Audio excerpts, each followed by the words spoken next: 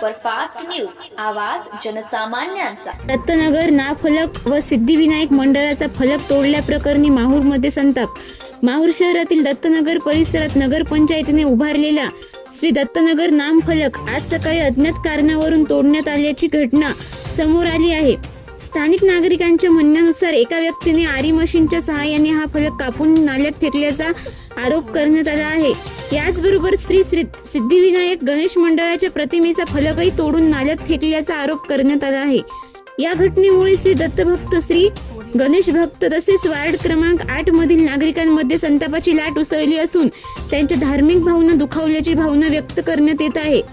संबंधित व्यक्तीने धार्मिक प्रतीकांची विटंबना केल्याचा आरोप नागरिकांनी करत या प्रकरणाची सखोल चौकशी करून दोषीवर कठोर कायदेशीर कारवाई करण्याची मागणी केली आहे।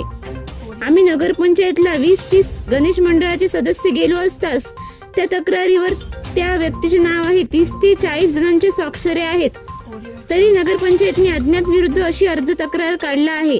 या संदर्भात वार्ड क्रमांक 8 मधील नागरिक व युवा ग्रामीण पत्रकार संघाचे निर्भय राष्ट्रीय अध्यक्ष गणेश कचकलवार व पत्रकार व श्री सिद्धिविनायक गणेश मंडळाचे पदाधिकारी व सदस्य तसेच इतर स्थानिकांनी माहूर पोलीस ठाणे आणि उपविभागीय पोलीस अधिकारी DYSP कार्यालय माहूर येथे निवेदन सादर करून संबंधित प्रकरणाची निष्पक्ष चौकशी करून दोषींवर कठोर कारवाई करण्याची मागणी केली आहे।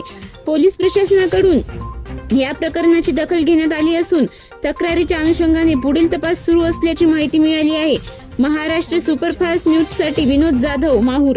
5 तारीख संध्याकाळी एका माथेफिरू व्यक्तीने दत्तनगरमधील नगरपंचायत मार्फत लावलेला दत्तनगर नावाचा फलक तसेच श्री गणेश मंडळाचा फलक तुम्ही उद्या कोणत्याही हालतीत मी ते फलक काढून टाकणार असं चॅलेंज करत ते फलक सकाळी त्या माथेफिरी व्यक्तीनं ते पूर्ण फलक इथं काढून बाजूला फेकलेला आहे। या गोष्टीचा दत्तनगर व संपूर्ण शहरवासियाच्या वतीने आम्ही जाहीरपणे निषेध करतो।